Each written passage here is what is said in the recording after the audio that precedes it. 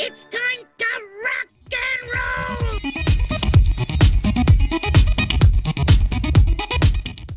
What's Warrior Nun? Some Netflix show. Okay. No one has any mixed feelings about Netflix right now. Yeah. Some of these Netflix shows you would never have known they existed until Yeah, they get canceled. but then you see them and you're like, hey, this is pretty good. Yeah, Like, exactly. Well, that's a sad and thing. then it goes away forever, and you're like, If oh, they, hmm oh, hmm if they just oh. if they just marketed it. You know what will never go away, Gene? Hmm. Our spicy hot takes Oh, I on see. this episode recap of 2022. Hello, I'm your host, Diego Hello, Crespo. That's Gina Versa. hello. I'm Juniper, so that is correct. Yeah, it's a big year for movies, big year Hmm. for us. Gonna be an even bigger 2023. Will the I think movies so. be as good? I don't know. Only Hmm. because last year was a really fucking good year for movies.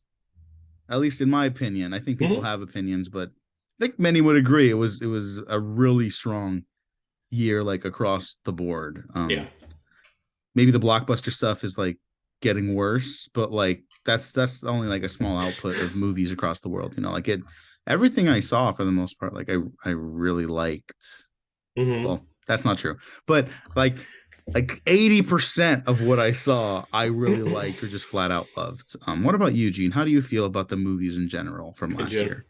Well, I was looking on my list. I'm like, I feel like I saw 20% less than I usually do on movies. And I don't know if that says anything about the quality of movies that were put out or whatever, or me, but the ones that I did see and that were my favorites were probably some of my favorites of my entire movie going experience. So I think it evens out, but yeah, the ones that I did see, I really enjoyed. Yeah, and we're going to talk about them today. We're going to talk about our top 10, a late catch up session for 2022. Um, my voice is a little raspy. I'm not COVID again, thankfully. Hmm. Just Thankfully. so just forgive me for that, everyone. But we're gonna talk about other stuff we really liked from this year too. Some TV show recommendations, maybe some video game stuff. I don't know. We didn't talk about hyping up video games or anything like that. But if you played anything, Gene, that you really recommend Hmm. that came out last year, go Oh ahead and I do that while I pull up the rest of my list. yeah. Yeah, sure. So I'm gonna promote or not promote. I'm gonna sing praises for the game The Quarry. It's from Supermassive Games. Have you heard of it? You told me about it, Yeah, I told you and then about I it. forgot about it. But you're aware of it, right? I know the title. Okay. Well, it's like a choose your own adventure sort of game. So kind of like Telltale. Hmm. And you're a little familiar with that, right? Telltale. I am familiar Okay, with cool. Telltale. Yeah. Okay, yeah. So it's like that, but it's like choose your own adventure for like a horror film, and so you're basically making your own horror film as you're making choices in this game. And it has like a pretty stacked cast. Brenda Song is in it. Ted Raimi is an antagonist in the game.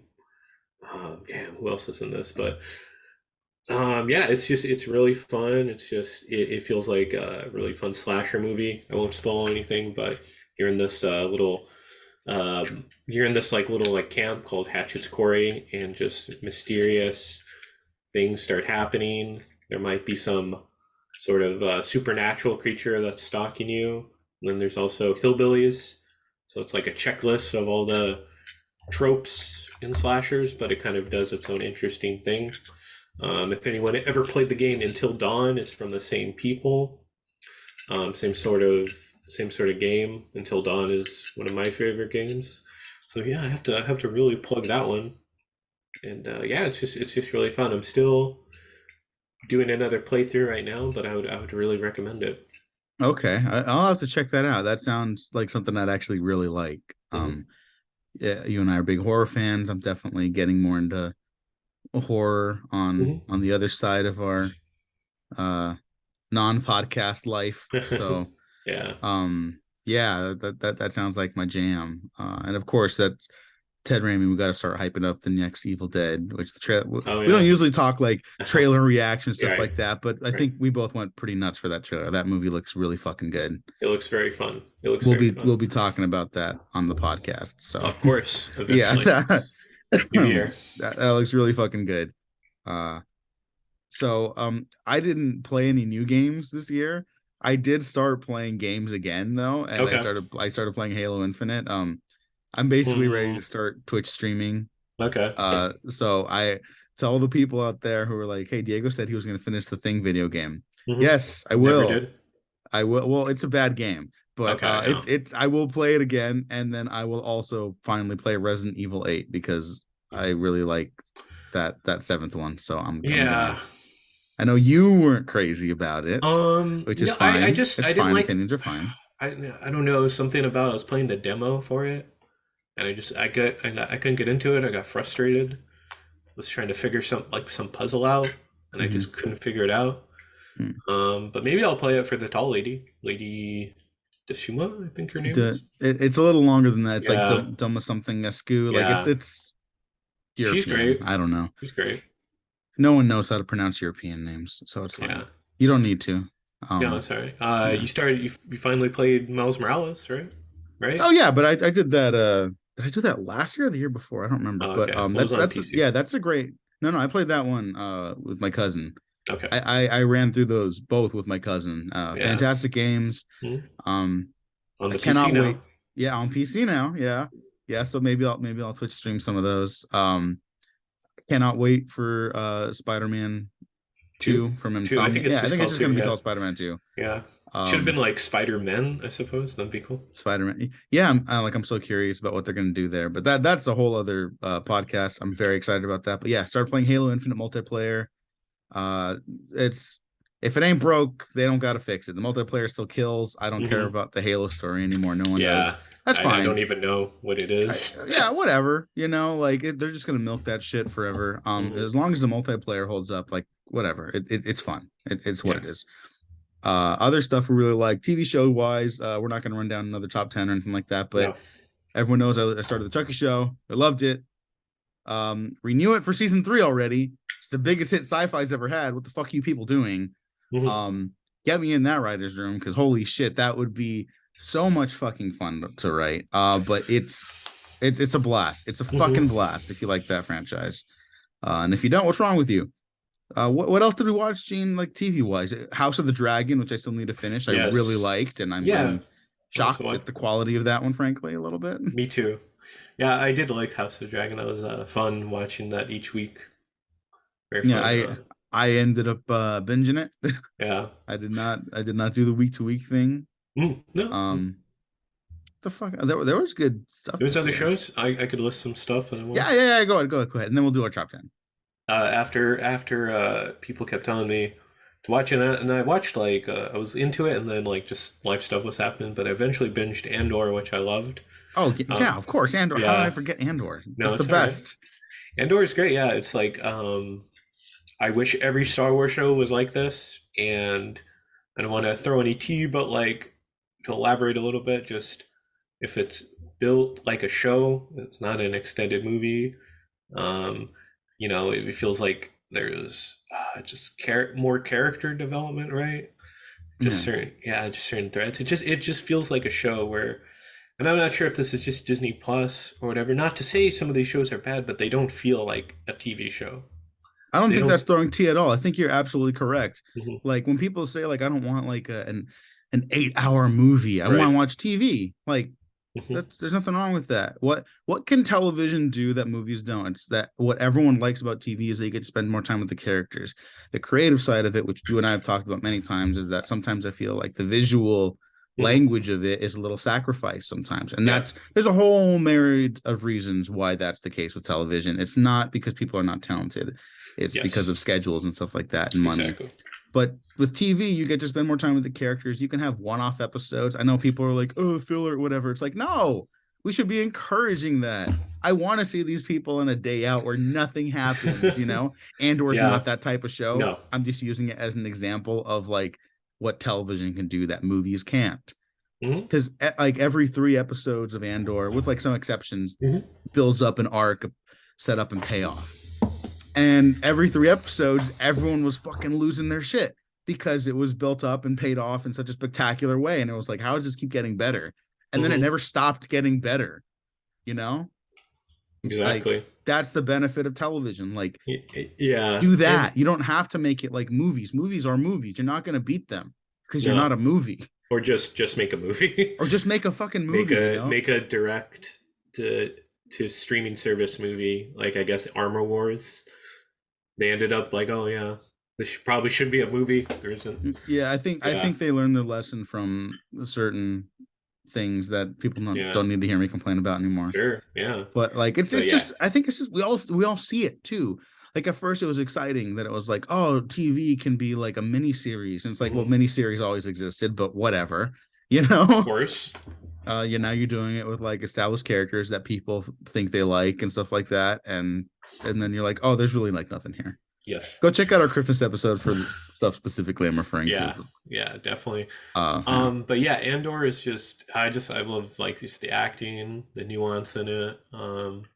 I love there's moments that'll stick out in my brain. Like I love damn it, I forgot her name. His mom, so something Andor. When she Marva gets Marva, thank you. from Harry Potter. Yes, I know. She's the aunt in Harry Potter. I blanked on her name, but I just No, love her. Yeah. I just love her little eulogy speech, and she's saying like fight the Empire. And she's giving like she causes a riot basically, and on her funeral, someone throws her ashes, which are in a brick, on Mhm. an Imperial. Well, no, they like hit an Imperial They soldier hit with him, their yeah. ashes. That's great. I Yeah, love. Yeah. that's a great show, and I think there's a lot of conversations about like progressive ideologies and leftist ideologies and Mhm. film and television right now, and it's like how much can you really get away with? Like, is it if it's still part of a system, can you still be representing these ideals and have them be like authentic and well-meaning? And it's like more knowledgeable academic people will have those conversations just from a viewer's perspective. Like the fact that that exists under this umbrella of a brand that Yeah. has Star kind of Wars. strayed away from political discussions in recent years, Mhm. with exceptions. There's always discussions, but it's like with exceptions, I think people viewed Star Wars as like a fantasy adventure series and then nothing else, and that's fine. But Mhm. the heart of its DNA is in leftist ideologies from a wildly leftist filmmaker from Yeah. the 60s and 70s. Yeah. I mean, So they're about the Vietnam War too. yeah, it's about the Vietnam War. It's about the rise of Nixon and Bush by the prequels, Mhm. which is just fucking those movies. The fact that those movies came out during the Iraq Huge, War, yeah. like it Yeah. is after 9/11 is fucking wild. Yeah. Um, Do you think uh, George Bush liked them? Didn't see I'm sure any he of it. no, I'm sure he did. He's like, I love Star Wars, man. He doesn't fucking know. He doesn't know what fucking planet he's I on just, half the time, dude. yeah, I just think of the Garfield meme when it's like, gee, I wonder who that's about. Yeah, the meme? yeah. It's like, No, come on. exactly. Yeah, fuck George Bush, Mhm. the war criminal. Yeah. So it was really creatively invigorating. Mhm. And it was great to see that. Shout out to Tony Gilroy. What a fucking Yeah, legend. what a great writer. Yeah, What a great he writer. did not let me down. No. Because I think people knew I was getting pretty excited about that after Yeah. revisiting Michael Clayton. So Still need to which see is one of the greatest movies ever written and directed. it. But yeah, great fucking show. Cannot believe I almost forgot to mention that. It's all right. It's all right. Any other TV shows we've been watching? I'll throw out. I really enjoyed Cyberpunk Edge Runners. It's on Netflix. It's a nice animated show. Better than the game, certainly. Even though they're different mediums, but that game. I heard it improved, better. much like All right. Fallout 76, which I also heard Ah. improved eventually. Like because I mean it's no secret, it's not shit talking. It's like those games were not ready for release, basically. Yeah. And then now they've like patched them and updated them and stuff like that. And it's like Two- I don't encourage that, but it's No. like, hey, if it's good now, it's good now. Whatever. Two- I'm not took 'em- interested in playing them. No. I have heard that show is very good though. Yeah. 2 years later. But yeah, I really enjoyed that show. It's animation is really interesting. The characters are just really weird. Voice acting's pretty great. So it's just yeah, I'd really recommend that. Just to like throw something out there that I enjoyed. Yeah, another Netflix animated series. Netflix killing it with the animation. Really is. Um, don't cut any more of that stuff. Uh, I started Arcane finally. Mm-hmm. Remarkable Mm-hmm. animation, just outstanding. The I don't know what it is. I don't know the animation vocabulary, so maybe I'm fucking this up, but I think it's No, like it's fine. cell shading or something like that. I don't know. I believe. Um, Yeah. I don't know what it is, but it's visually just stunning, fantastic. It's it's like a League of Legends prequel Mm-hmm. spin-off thing. Yep. I played Yeah. League of It's. Legends for like a week and everyone was like using slurs and stuff like that. And Uh, like it was one of those ones where like, oh sorry, I'm trying to learn. And they're like, oh, this yeah. fucking noob, and then a bunch of other words, and I was like, I don't need this, I don't care Uh, anymore. yeah. But so like I was annoyed immediately. Sorry, I'm bad at games. Um, but this I don't know any of the fucking backstory between characters. So like the show was like I haven't finished it yet. I'm only 3 episodes in, but this is how Mhm. much I liked it that I feel the need to bring it up.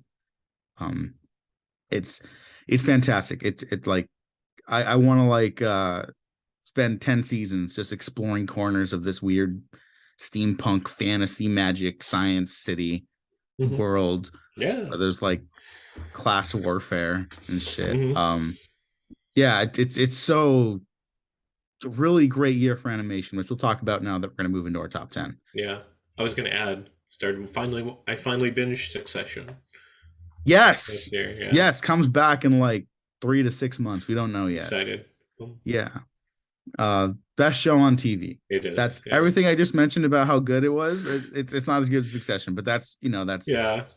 the fucking Sistine Chapel of Mhm. modern like prestige television. So Cousin Greg. cousin Get Greg, taken. he's gonna end up within the series like either dead in a ditch or running his own country. Both are believable outcomes. I know. Yeah. It's absurd. Yeah, Yeah. let's do our top Mhm. tens. And these are movies plenty of people have talked about, I'm sure, at least most of them. So let's do 10, 9, 8, and then I'll go 10, 9, 8, and then you go 7, 6, 5, and then I'll go 7, 6, 5, and then 4, 3, 2, and then we'll both spend a moment talking about our number one, which I believe is pretty similar, frankly. Yeah. Yeah. Okay. So you go ahead 10, 9, 8. All right. I got my 10 spot to The Fablemans, which I Oh, really okay. enjoyed. Mm-hmm. Yeah. I saw that at the Toronto International Film Festival. So I got to see it with an audience in another country, and it was like a packed theater. It was like called, I think it's my Canadian friends will connect me if I'm wrong, but I believe it's called the Royal Prince Charles Theater, which is really nice. I guess if you're ever in Toronto, check that out. But yeah, it just played like gangbusters there. It's such a personal film from Steven Spielberg. I think it's one of his best. I would say. Um, and it's just yeah, it's just really personal. Just the way it's lit, the music, a lot of the acting too. Paul Dano, like always, is great. And the kid that they have playing, well, he's Sammy Fableman, but allegory for or analogy for Steven Spielberg. Just really like if you've seen like photos of Spielberg as a kid, just really resembles him. I would say his mannerisms too, and just yeah, he really nails the role. It's just it makes you feel really connected to these characters as they make this journey, 2.5 hours, and all the casting is just great. Seth Rogen, I think he's a great dramatic actor. People don't talk about that enough because he's good in this one and another dramatic movie he's good in. I'm not sure if you care for this one, but I think he's great. Was in the Steve Jobs movie, Yeah, that's a Jobs. bad movie, but he's The great in vet. it. He's really good as if I could isolate that just that one scene. He's really great as Steve Wozniak, and I would like Seth Rogen to be in more dramatic stuff. But yeah, and yeah, so that would be my number 10 spot. And I was telling you this joke, but David Lynch as John Ford is the best cameo I've seen ever. Yeah, So I feel weird wonderful. about bringing it up because I want that to be a surprise. Because like, Hmm. unfortunately, only like movie nerds are gonna check out the Fablemans, you know. Sadly. Or like if it gets like a prestige run for the Oscars or something like that, I think I other hope people are gonna so, watch yeah. it finally, and it deserves it. Frankly, I'm not gonna say where it is on my list yet. Okay. But it should be seen by more people. But yeah, I kind of wanted to hold off on that, and then I saw people sharing clips all over the internet, and I was like, fuck, like because it's not out in some countries yet, you know. I was like, fuck. I That would would have love been a to really make great one of the surprise. one of those like YouTube spoilers where it's like, you know how they do the audience react to like something in a Marvel movie, Oh like yeah, it's Captain like America that to picks David Lynch. to David Lynch, and people are just like cheering and stuff. It's like Cap picks up Thor's hammer. It's like John Ford appears or something. But yeah, he's great. He's great. Exactly like the story. I guess move on to number 9. Top Gun Maverick. Love it. Saw it in IMAX. Saw it in standard. Plays better in IMAX. Love it. Just seeing that in a theater on the big screen was a good experience. Cherish it from this year. People just really responded well to it. Like general audience, they're like, just love that movie. Talk to just random people, and they're just like, oh, I love that Top Gun Maverick. But it really warrants it because it's like, it's crazy to think about that this movie was filmed in 2018. The trailer came out in 2019 because I remember it was a Comic-Con that they released it. Delayed, of course, from the pandemic, understandably. Moved to 2021, moved again to last year, and then it finally comes out, and it's like if none of that happened, and it's just a well-made movie. Doesn't matter what year, whatever. Tom Cruise is a crazy person. I'm not even like joking. He just, the way he does stunts, the way like they pushed like the production of this movie, pushed in the sense like they're filming real jets, right? Mm-hmm. They're actually like in the cockpit doing these scenes. And yeah, it's just, in terms of like a legacy sequel, like it really feels like it warrants like, okay, that this should exist. And it's just a nice little movie. It's just centered on Maverick and Goose's son, Rooster, and just their like dynamic is just so interesting to see. So yeah, you're agreeing too, yeah. No, it's good. I don't. It's not on my top 10. Okay, but I'll tell you right now what you're saying, like how it was on a shelf for 2 years. It did not leave like a hard drive somewhere for 2 years. Yeah. Which was 2 years after filming, and then a year of post-production, then ready to go, and oh no, you can't release it anymore. I think the beauty of that movie is that Joseph Kosinski is a remarkably talented director and a visual stylist. And the movie structure, like the movie plays well because it's very simple, and that's not bad. No. Like some movies thrive off simplicity because that's where you bring like the epic spectacle or like epic like character. I would not say this movie is filled with epic character. I think Tom Cruise is an epic man. But it plays well because it's like people miss simplicity in blockbusters. It's an epic event. It's got a beginning. You establish a team, you prepare for the mission in Act 2 in the middle, and then you pay it off at the end, the climax. And it's like, all right, people were very fulfilled by that. More movies should just do that. You know what I mean? They don't tell you who the who the country is that they're going into, but well, because then it would become a political movie, and you can't have that with a movie about the Air Force. Air Force, yeah. It's another conversation. That's another conversation, but like I don't think it. I like that movie. Yeah, it's not a top 10 for me. Yeah, no, it's all good. And number 8 is Barbarian, which really enjoyed from that first time director. No, sorry, really quick. Oh, he's not a first time director. Okay, correct you. Do you know what his first movie is? Oh, I think I know. It's Miss March. Yep. Oh no.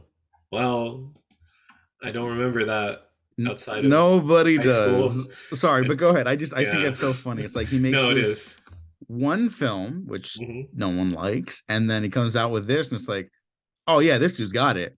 And I agree, he does got it, but please continue. Yeah. Barbarian is great. It's a very unique horror film. It's very interesting. The fact that it feels like every 30 minutes it turns into another movie, or it just like swings right instead of swinging left.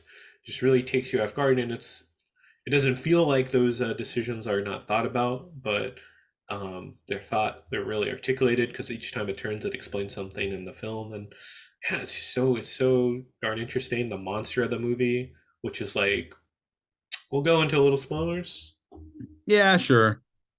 which is just a mutant, basically, just a mutated human that's just monstrous. Just having like a little baby out of each captive is amazing. I don't want to spoil anything else outside of that, but yeah, people should see it. So that's my number 8, Barbarian.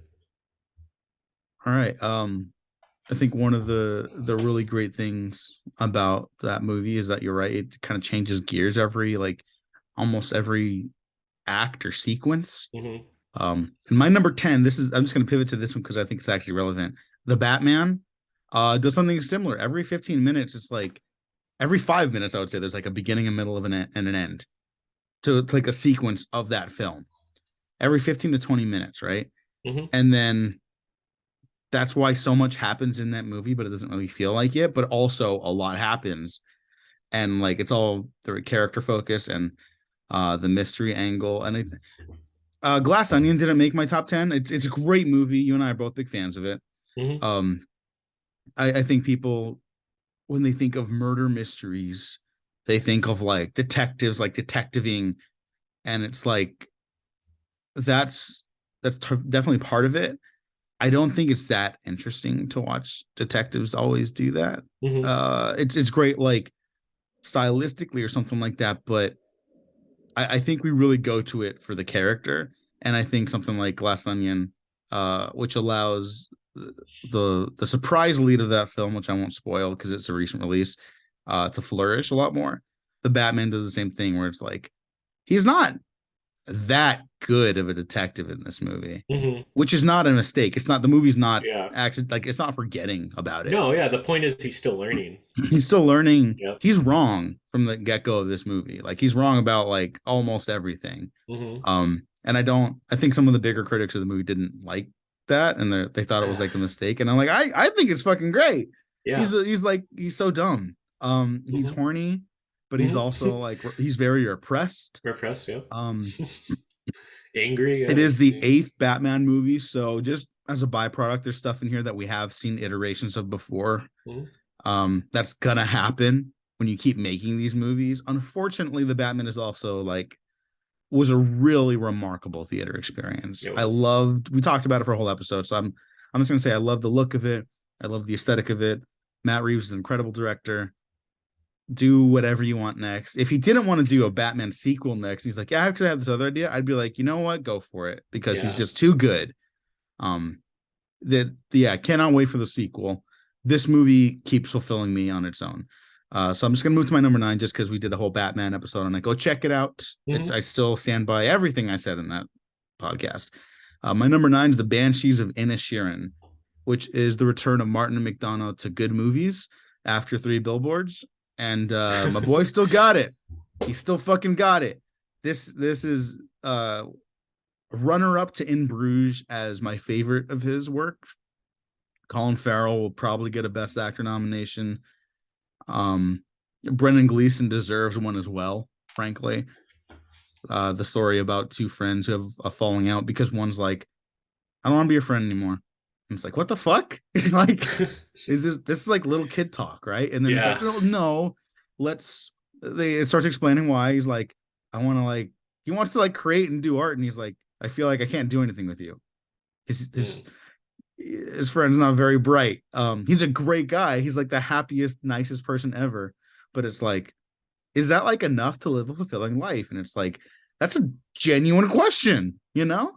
But then it is also, do you have to be a lonely, solemn artist to live a fulfilling life? And it's like, the movie doesn't present any easy answers or questions.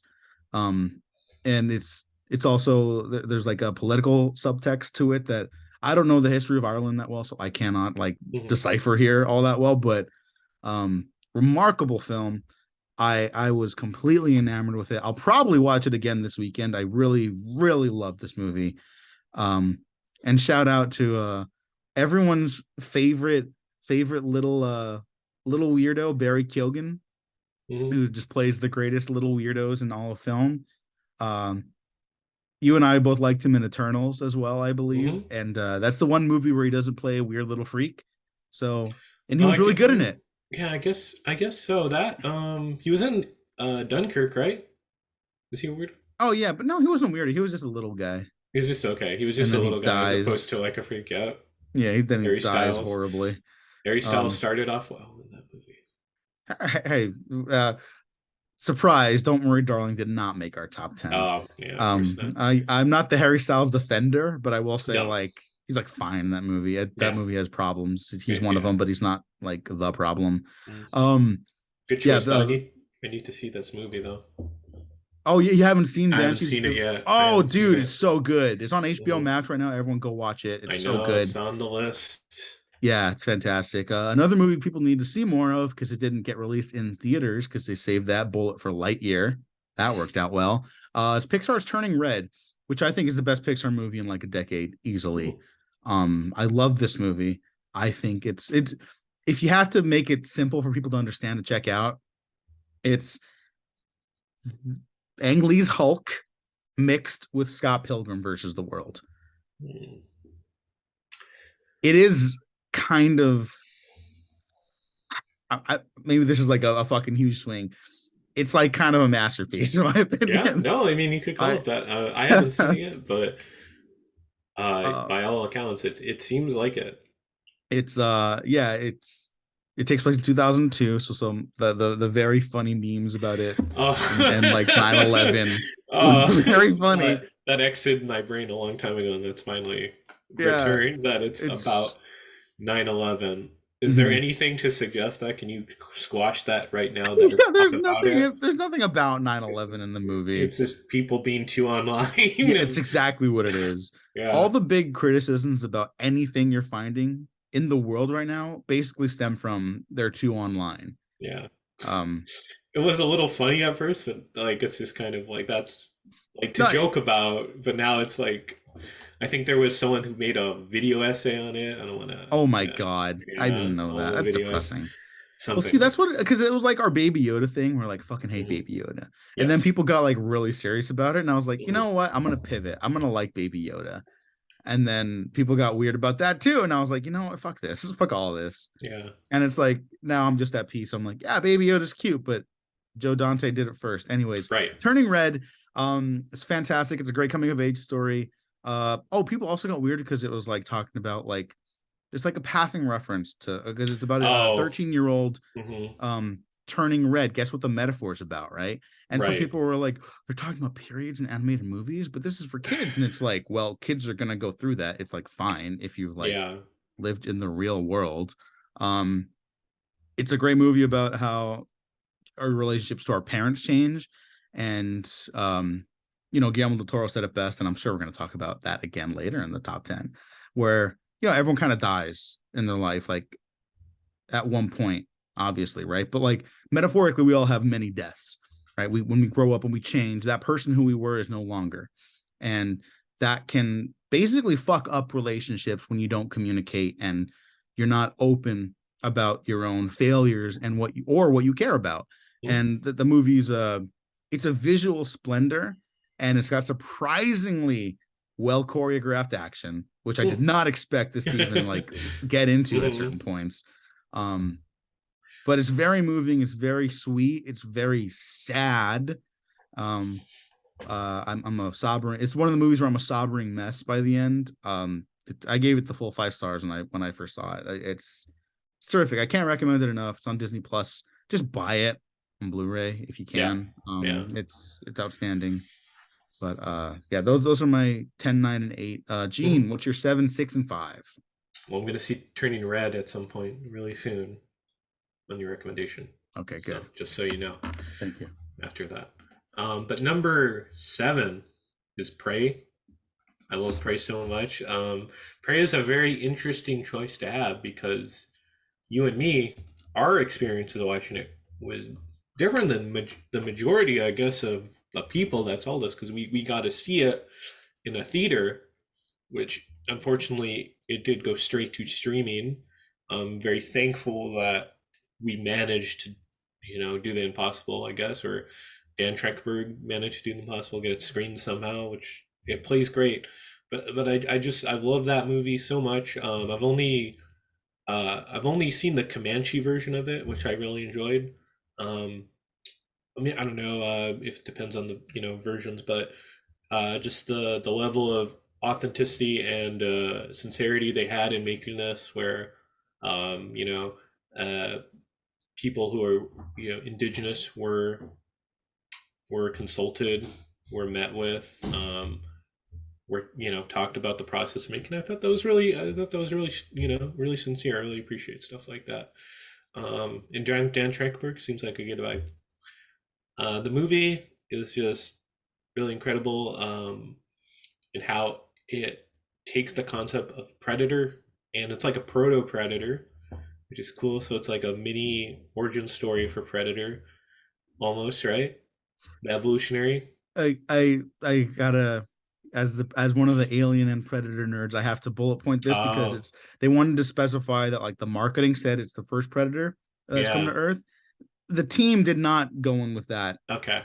that knowledge, All so right. they basically wanted to leave it open if someone wanted to go earlier I see. in the All right. time period, right? Because Caveman. Caveman. hey, I fucking not to No. fucking open my own bag, but it's like medieval Predator, Yeah. Yeah. Pirates of the Caribbean Predator. Like, Uh, I'm just saying, you got so it's all a possibilities. possibility. So we'll take that back. But it's just such a well crafted story. A lot of the set pieces as in like action set pieces, where the predator is just going to town, like killing colonizers. It's just amazing. He's killing all these like French fur trappers. Is that correct? Yeah, which is like, I love this movie. Didn't make my top 10. That's the sickest scene in the movie, right? Yeah, that's Yeah, amazing. I love that. And yeah, that was amazing. The way the action and the fight scenes were choreographed, amazing. And I hate to like sound like, oh, you could only experience in the theater, which literally no one can. But if you somehow got to experience in the theater, the way like watching it with an audience, people going like nuts, and some of the kills, some of the scenes, the payoffs was just that was incredible. But yeah, it's just a well crafted action movie too, and like Dan Trachtenberg is like great. So yeah, I have to stand that movie. yeah, that's one that broke into like the general audiences too, because I had like Hmm. family members being like, "We saw that Prey movie. Like, are they doing another one?" And that's when I was like, "Oh shit, they have Hmm. like a genuine hit on their hands." Hmm. Like, that's good job, everyone. You did it. Let's do more Hmm. because it was really good. Yeah, And hopefully. yeah, I talked about it on a couple other podcasts, so you guys don't need to hear me about that anymore. Yeah. But All right, number 6, Doctor Strange in the Multiverse of Madness. Go for my boy Sam Raimi.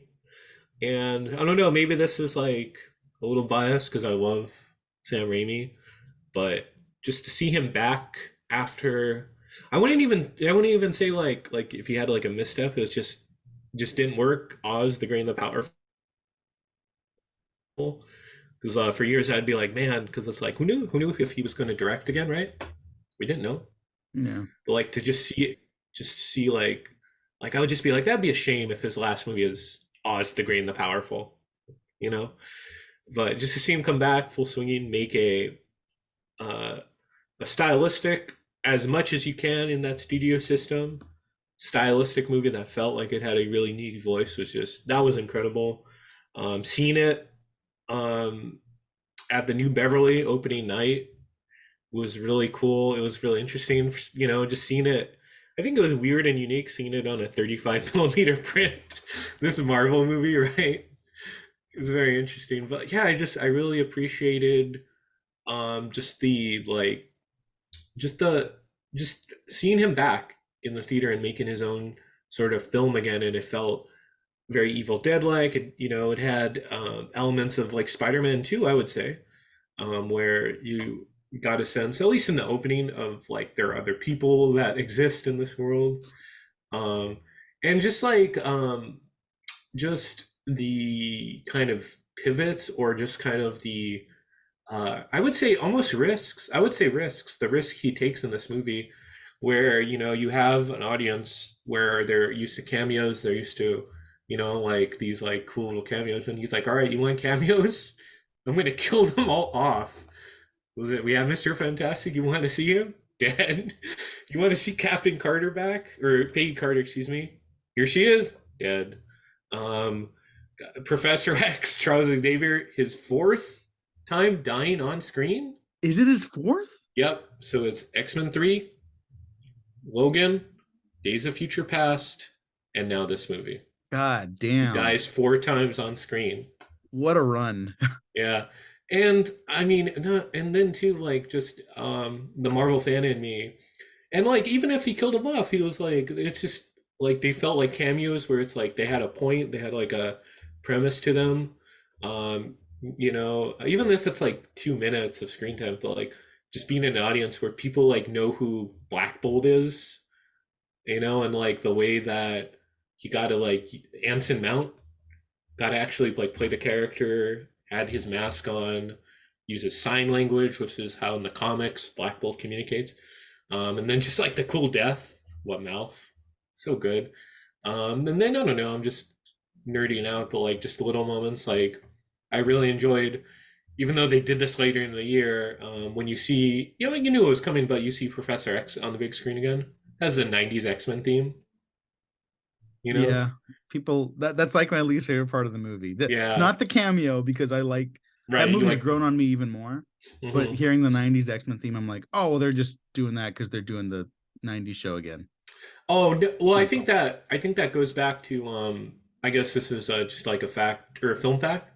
Danny Elfman, I don't know, maybe Kevin Feige could have asked or someone, but I remember from Danny Elfman's score for Justice League, say what you will, but he used the themes of the original movie, so he used the '89 Batman theme and he used Mhm. the '78 Superman theme because so I'd have to source this, but he believes that certain characters they're always attached to certain themes. Like if he tried to create one, he'd be lying to the audience. So I Yeah, he, believe, he did say that. He did say that, yeah, and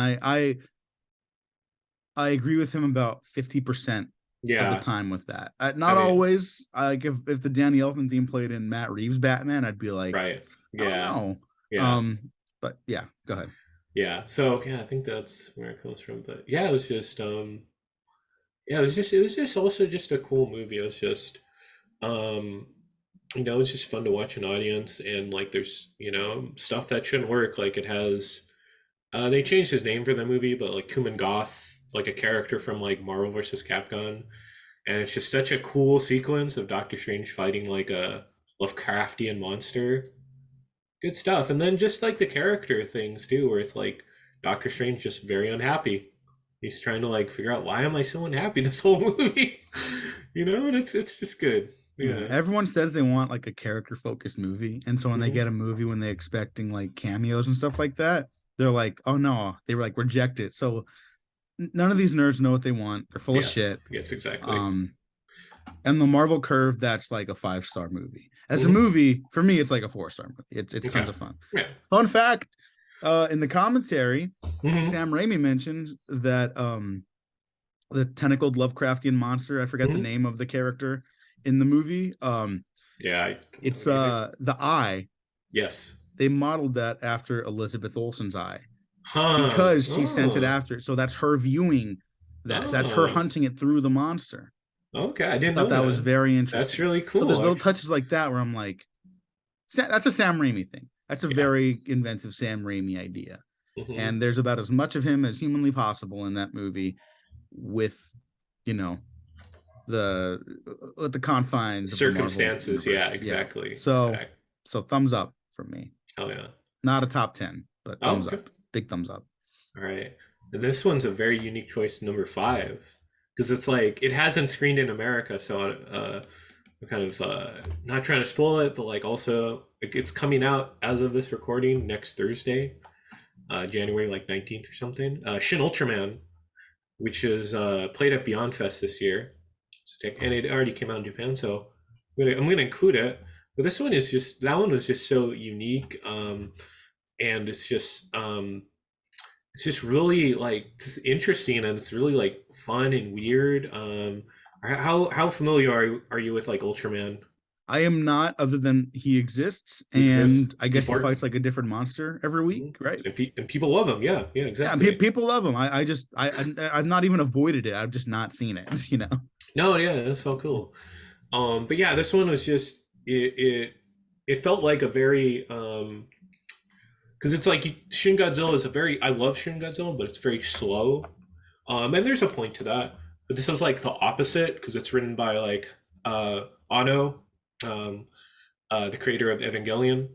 And this is like a really fast-paced movie. So this is like Ano writing his own like action movie, where it's like from the first minute, it's like okay, monster here, and then it's just like shit's just happening. You're just like, oh, okay, just like it's like coming at you really fast. It's like almost like a like I don't know if this is a good analogy, but like a Michael Bay movie where it's just shit is just like flying at you information.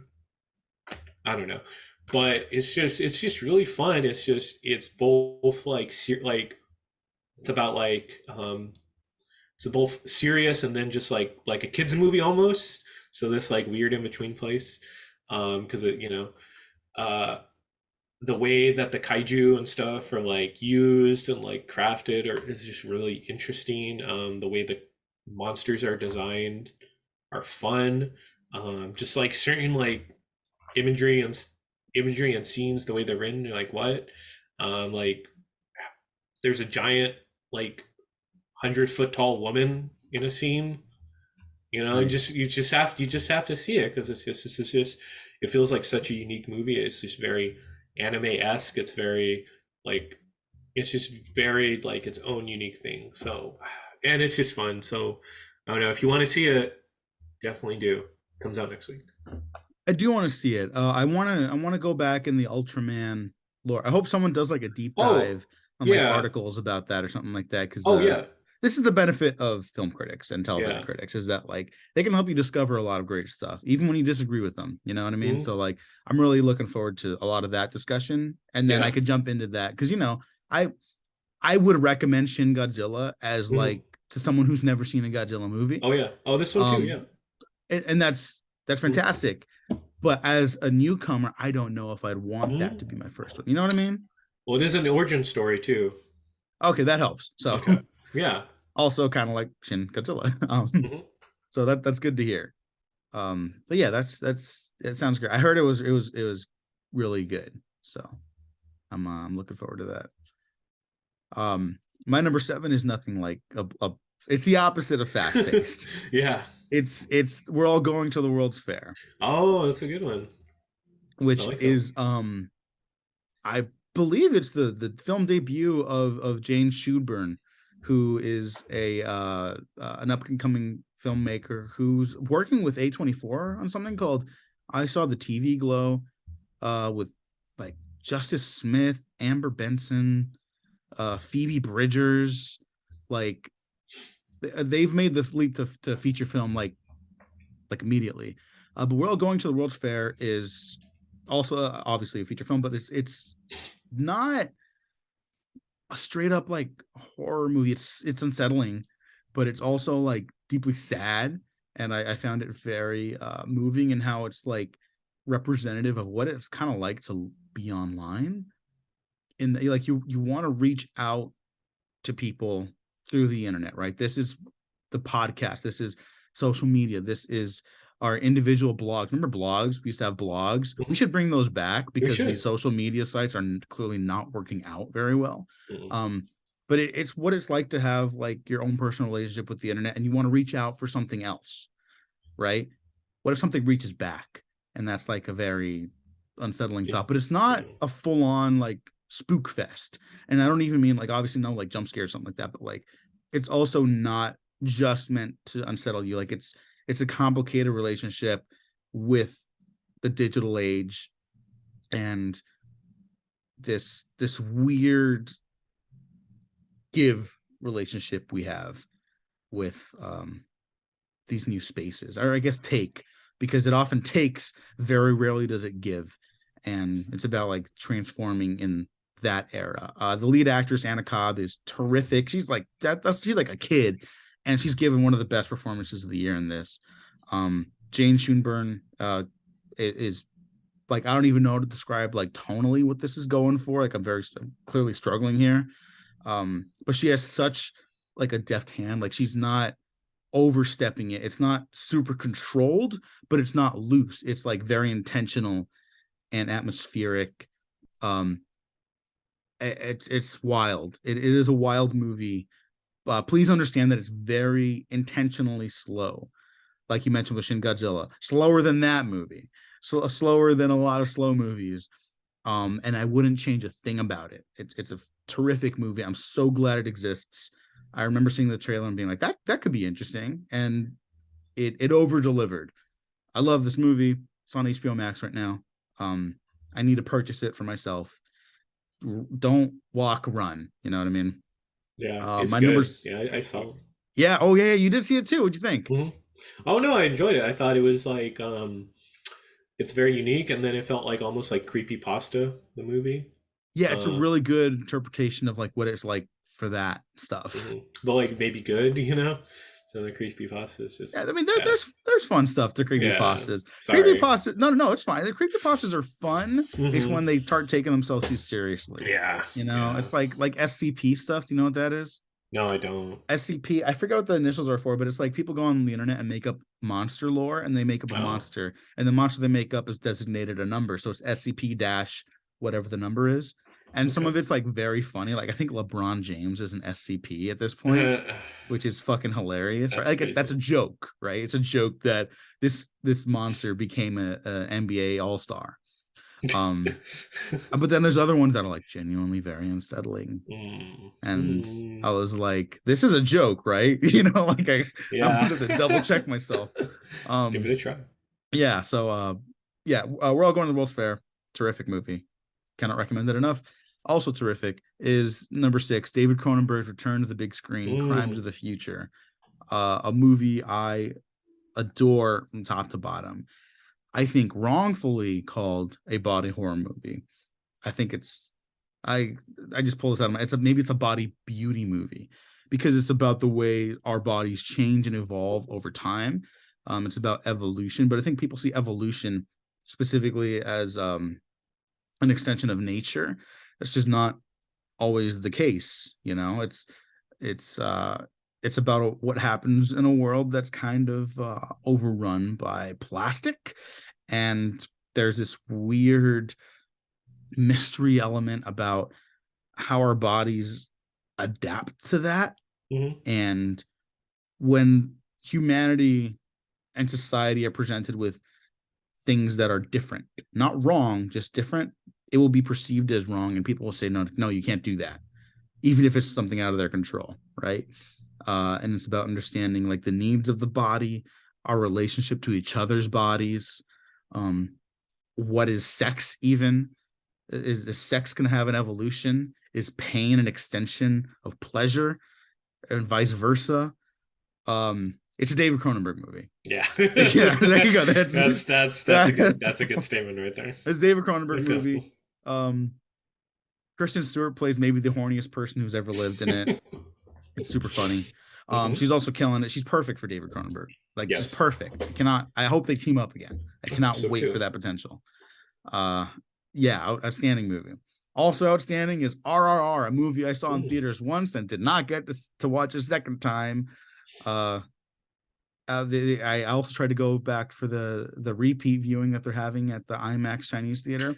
Oh, it's sold out. Sold out in 90 seconds. So, hey, it's a good movie. I'm not doing that. RRR. Although if I was going to do it, it's for this movie. RRR, SS Rajamouli's. It's not even like an American debut. It's a Hollywood film, but it's like it broke waves all over the world. It's like a huge international hit now. It's about 2 real people in a fictional story who basically overthrow the British Empire in India in the 1920s, right? 2 individuals who existed and did participate in that, who are basically elevated to the status of superheroes.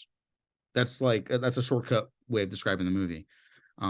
There's a lot of Indian history I don't understand or know about, so I cannot like elaborate like the specifics of that or like how much correlates to what. There's a lot of necessary discussions about the politics of the movie that I really recommend with are checking out. Check out film critic Siddhanta Dlaka, who probably has the best write-ups on this movie, and an interview with SS Rajamouli. I'll link to that down below in the descriptions of this episode. RRR, for those that don't know, is also was just initially titled that because of the initials of the last names of the actors and directors, because it's the biggest director in India, it's the biggest actor, and the biggest other actor. So it was RRR for Rajamouli, Rama Rao Jr., and Ram Charan. Now it means Rise, Roar, Revolt. So it's just like a perfect mix of all those things. It's like that's what they set out to do. And then they're like, well, let's just call it that. I'm sure it was more complicated than that, but I'm like, that's a fascinating thing. Put spectacle in the Western cinema to shame. It is probably the greatest action movie of the year. It is definitely the most visually inventive action movie of the year. And it's a crowd pleaser like no other. You got to see it to believe it.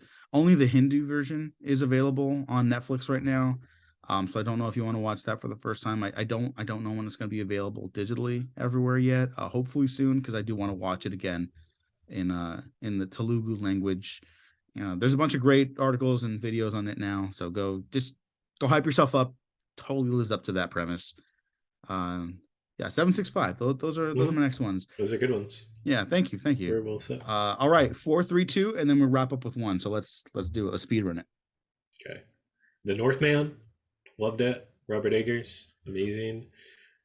Just the fact that this movie got made, it exists, feels like a miracle. Just such a like violent poem. Love that Robert Eggers. Great cast. Alexander Skarsgård. I love Anya Taylor-Joy. She's great in it. Everyone stands Anya. So I don't know. Yeah, it's just, if you haven't seen it, please go see it. Or however it's streaming. So Northman. Yeah, Northman rules. I know. Number 3, The Batman. Bum, bum, bum, bum. As a comic fan, I really enjoyed this in the subversion it takes with Batman, with ideas that you think answers it doesn't give you. I felt like it was a very nuanced film, and as a film fan, I loved it. I loved the look of it. But yeah, just the fact that it makes a Batman movie where maybe Thomas Wayne wasn't a good guy, that's really interesting. That's really cool. It gets as heavy as you can in a studio movie, so I really appreciate it. Paul Dano as the Riddler, one of the best villains of this year, just so fucking creepy, just so well thought out. Just the fact, the way they do Catwoman, the dynamic between her and Batman, amazing. And I love the Penguin. Penguin was great. Fucking Colin Farrell, amazing stuff. And the fact that they made this movie, got shut down during COVID, makes it during COVID, could never have told, no difference. It's just so great. And I love Matt Reeves too. He's just, after those Apes movies, he's just such a, and all his other films, all great. I haven't seen The Polar Bear, but from Cloverfield, the Polar Bear, his first film, deep cut right there. From like Cloverfield to fucking Let the Right One In, good stuff. Number 2, Avatar: The Way of Water. Damn, incredible in terms of visual effects, in terms of like immersiveness into this world, the story. It's like James Cameron just crafted this like whole world out of his mind. He loves diving. He was making this movie for like 4 or 5 years, and with that and the other one, but it's just an incredible film, solid in like every format, and it's just such a well crafted movie. So yeah, standing those Avatar. Yeah, that's for those that didn't listen to my 3-hour podcast on it. As long as the movie. It's a little longer, which is embarrassing. Yeah. Sorry everyone. I'm loser. No, But you love the movie. I loved it. Matt did not, but we have a great Okay. conversation on it Okay. nonetheless. Like, I'm really proud of that episode. And there's just elements that are worth criticizing about Mhm. this franchise that I love dearly. I just have to say, because I'm not going to talk about that movie. That's my number 4 for the record. Okay. But go listen to that podcast. But also worth noting, a lot of people shout back with like indigenous representation, stuff like that. I am not shooting down criticism from indigenous peoples or groups. That's not what I'm doing here. I'm saying other people do this, where they bring up like Avatar: The Last Airbender, Legend of Korra for representation. Mhm. A lot of those are voiced by white people too. Yeah. And I love those. Those are like my holy grail of television shows. But Mhm. like let's keep the eye on the ball here. We're not here to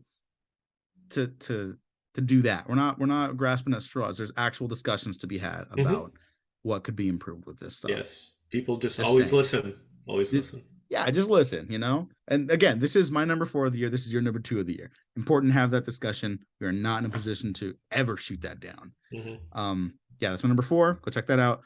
My number 3 is Pinocchio. Guillermo del Toro's Okay. Pinocchio.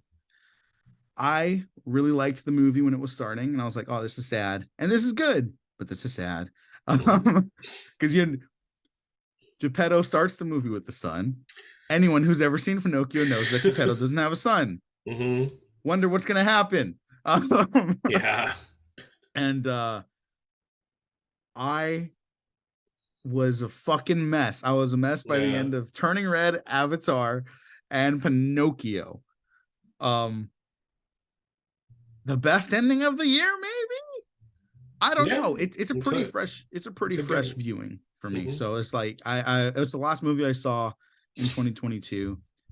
The best way to end it, I think. Such a beautifully sad story. It takes place in Italy, but it feels very Mexican, and that's Guillermo del Toro, of course.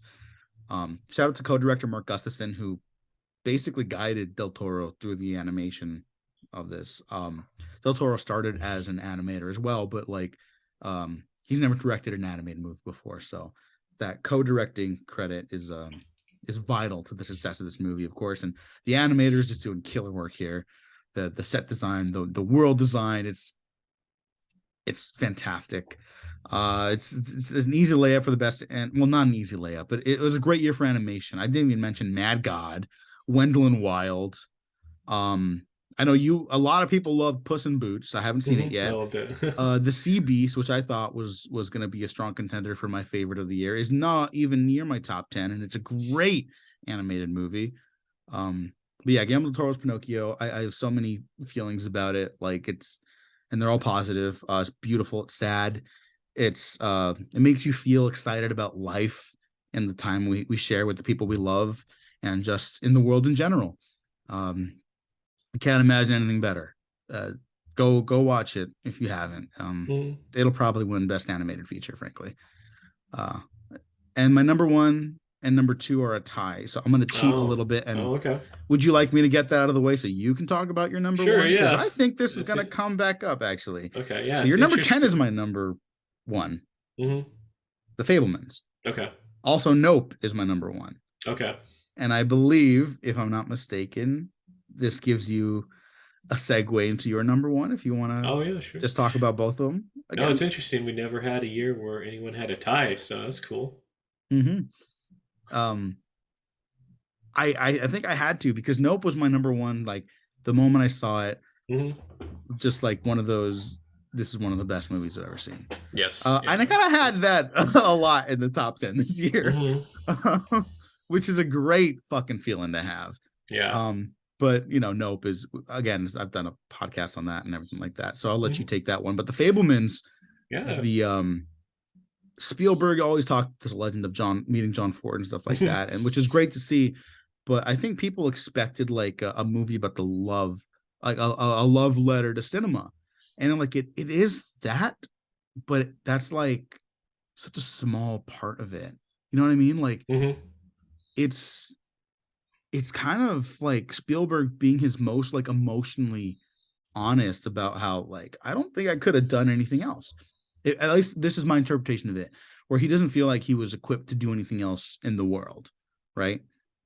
and also that his passion, maybe he feels that it destroyed his family, and or at least he felt that way when he was the age the character is in The Fablemans, right? Mm-hmm. And I always feel a very close connection to Spielberg. Everyone does, because he's like the reason so many of us love movies. But Yeah. as a child of divorce, like when I found that out, and I was like, oh, and then like I saw a bunch of shit of his Mhm. work, and I was like, it just, the gears started clicking and stuff like that at a young age, about how like your personal life can seep into the work you share with the world. And like, when you're younger, you feel kind of responsible for your parents being unhappy together. Like, Yeah. there's something you can do to fix it. And I saw that in this movie, and that like really shook me up. And I was like, oh, I remember that feeling. That is like not a good one to have. Mm-hmm.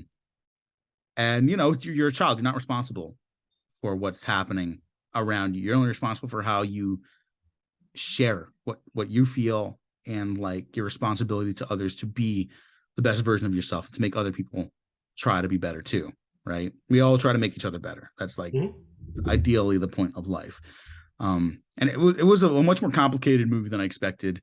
It was, what, this maybe this has the best ending of the year, because I just remember the final shot, which is very sweet and uplifting. Yeah. Music in that scene also great. It's the last collaboration with John Williams and Steven Spielberg. Yeah, it's like a goodbye. It is. And another one, fucking American Cinematheque, they're sold out. Their Steven Spielberg, John Williams conversation. Yeah, but they opened it up to like the high tier people first, which like I don't have $1,000 to donate to. Sorry, yeah, but I get it. I'm just complaining. I'm just a regular old member of. I'm just a regular old member who spent way too much money to watch Jordan Peele in conversation. That was money well spent. Yeah, so but Fablemans is. I mean, he does this right after West Side Story. Mm-hmm. Like, how does he do it? How does she do it? You know what I mean? And like, look, even if it was a movie about him being a child prodigy, prodigy, right? Yeah, you said it. Okay. And like his love letter to cinema, he's like the one guy who can probably do that and get away with it. The fact that it's not that, and it's so much else about his own upbringing, and like what the movies did for him, and kind of to him, it's, I don't know. There's nothing better than one of our great artists getting a little self-reflective and introspective about their own upbringing, and therefore their status like in the world. It's a great movie. It's an unbelievably great movie. But I believe so is your number one. So go ahead, Gene. Yeah, go off of that. Nope. I just really enjoyed. I had just such a good feeling on this film, seeing the trailer. Jordan Peele trailers are always amazing, but yeah, this one in particular, minor UFO buff in the sense, I'm not conspiracy about it, but it's just fun to like, read stuff on it. And this was just like, it took all my expectations and it went a different way. The fact that it made this like UFO, like a kaiju, was so cool. But yeah, just like, seeing this in IMAX, great experience, looked amazing. So there's like kind of like 2 points I'll make on this movie. One in like kind of going off the IMAX, the spectacle of it, just the look of the movie, amazing. Just the visuals, just the fact like Jordan Peele is like almost like this alchemist in the sense where he creates like this whole world out of nothing, where it's like, things that like could exist in some other reality, like Gordy's home. I would feel like that would be a TV show. Some TV executive was like, put a monkey in there, have it trained, Jupiter's Claim feels like something that's in Southern California, out in the valley, like in Santa Clarita or something. Like, it feels real. It feels like tangible. And it's just the characters, the brother and the sister of this film, they feel very like real people. And I'm blanking on these names, but like, the cinematographer character is just like, he's like Quint from Jaws, basically. Yeah. And just the fact this was like UFO Jaws, that was great. And just like, the second point is just like, it felt very like a personable film too, in the sense where, being like working in film, working in the entertainment industry, being like a person of color, working there, and how like you love this like industry so much, like you love the movies, you love like doing the day's work, but it's like studio systems, giant corporations, they just like make like use you. I'm not sure if you kind of felt that, but I was just No, really, completely. yeah. I'm in complete co-signing of everything you're saying right now. Yeah, just kind of how that illustrated, just the way like, yeah, just OJ just being like a horse, horse trainer goes on the set, and, like people are just like, ah, come on, it's like, and he's just like, they're just like he does like the safety meeting, it's like they kind of do, it's like they just like, oh, okay, yeah, let's film this, and it's like, no, this is like a horse, this is a live animal, you need to be like safe, and it's like, it's just the way the business is. And it's just, yeah, the way Jordan Peele just kind of like articulated, those kind of ideas, and just the fact, that goes back to like film history, where like he's saying, the first thing film was a black man on a horse, and then it ends that way too. It's just like it's incredible, and just it's just like it's just incredible. Just the scenes and the way it's like structured. Just the little like the run, the scene I'm talking about where he does the run, and it Oh has yeah. like the music. It was so great, so amazing to see on the big screen. So it felt like an amazing like film, and it's just it felt very personable. So yeah, I love that movie. Have it on Blu-ray. Plan to see it a bunch of times. So yeah, Yeah. at Jordan Peele, I love him so much. Yeah. Same here. It wasn't like a bomb. It did like well, like it made Yeah, money, but it was like, or at least it was it got its money back. But like I do wish it was like, I kind of wish this made Top Gun Maverick. yeah, yeah. Um, I, yeah, yeah. I talked about Jordan Peele movies for 6 hours. Go check that out. Um, yes, yes to nope. Nope is yup. Yeah. There you go. That's the last thing what we'll say here. But great year for movies. I feel very happy with our top 10. I don't think there's any huge disagreements. Um Nothing to fight over. yeah, no, just a fantastic year for movies. I can only hope, frankly, that this year is half as good. I have no expectations about what's going to be good, what's not. Maybe one or two things, but Yeah. like I'm excited to see stuff I don't expect. Also, Yeah. so I'm excited to be surprised. Gene, any final thoughts or just your sign off? No, I don't think so. I just really appreciated these films. Really thought about this. Took like a whole day. I'm like, all right. I wish some could have made the list. Like, I loved like Pearl. I loved X. Um, you know, it was just a lot of unexpected things. Like the fact Smile was this like amazing horror film. The fact like Everywhere, Everything All at Once Oh came yeah, out. yeah. We didn't talk about that. I'm sure we're gonna get flamed for that for the people that watch this. Yeah, But no, we both love that movie. and we Still, it's both like love it. right there by my It's top 10. it's hard to choose a list, and like Everything Everywhere at Once was like, this was like a top, like if I had to list every movie I watched from like top to bottom, Everything Everywhere All at Once would be at like 11. Yeah, So it's honorable literally at my mention. 11. It's literally at my 11 on Yeah, my same. Letterboxd. So, and Yeah. I screenshot it and shared it on the last day of the year, my Hmm. ranking. So you can like see the evidence of that. Like it's right, Exactly. literally right there. So Yeah. Honorable mention then. yeah, for sure. And we could do an honorable mention, but like really, I'll link our Letterboxd list if you have one. Um, I have I do. mine, Yeah. so I'll just Okay. I'll link those, and then we can you can go check them out I'll send because it to you. it's been yeah, there's like 55 movies that I at least really enjoyed this year, which is a lot. Hmm. So thank you Yeah. everyone, and thanks everyone for listening. Thanks for doing this with me after all these years, Gene. Hmm. I can't wait to see what next year or this year brings us. So Yeah. We're already living I'm it. excited to get to it. All right. Everyone, links down below to all of our stuff. I feel weird about promoting our social medias just because it's in a weird place right now, but until things change, Oh. links to everything Yeah. down below in the descriptions Yeah. to these episodes. Unless, we wake up one day and Twitter's just gone. And Twitter's just gone. And then Just you gone. can find us on YouTube until then, and Yeah. SoundCloud, Spotify, iTunes, and Patreon, and get early access to some stuff coming up. The next retrospective has begun recording. So failed award contenders is off to a great start, or not great start, depending on your feelings about the movie. We'll see. Sure. So thanks for listening, everyone. Thanks for watching. We have been professionally unprofessional.